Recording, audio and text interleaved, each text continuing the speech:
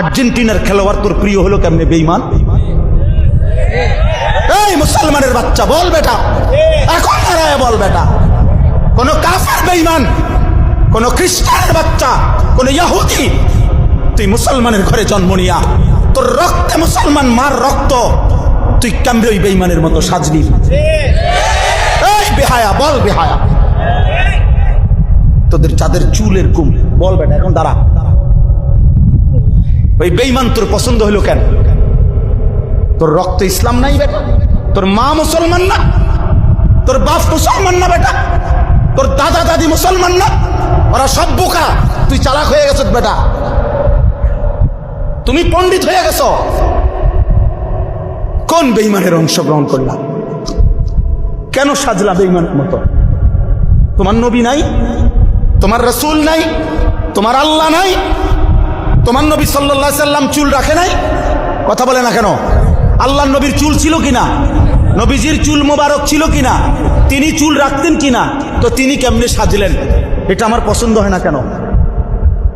নবীর সাহাবী সোয়া লাখের চাইতে বেশি সাহাবী, লক্ষের চাইতে, ওনাদের চুল ছিল না মাথায়? তো ওনাদের চুল কেমন ছিল তার কোনো বর্ণনা নাই কিতাবে? তো তুমি দেখো না এটা? তোমার ধর্মকে তুমি এত বড় বেইজ্জতি করলা কেন? তোমার রাসূলকে তুমি এত বড় বেইজ্জতি করলা কেন? এটা কোনো ইনসাফ হইতে পারে? দিন রাত মুসলমানের ঘরে জন্ম নিয়ে মুসলিম হয়ে চুলের উপরে সারা দিন ফ্যাশন, এটা বুঝি একটা কথা হলো? আমার ভাই বল, এটা বুঝি একটা কথা হলো? তোমারে বুঝি আল্লাহ বানাইছে শুধু এই সারাক্ষণ চুল এটার ফ্যাশন করবা, বিভিন্ন মডেলের চুল কাটবা, এই নিয়ে ব্যস্ত থাকবে? এত ফালতু কাজে আল্লাহ মুসলমানকে বানাইছে? তাইলে সারাদিনে কি করল? গত এক সপ্তাহে কি করলাম? গত এক বছরে কি করল? বলো ভাই, বলো।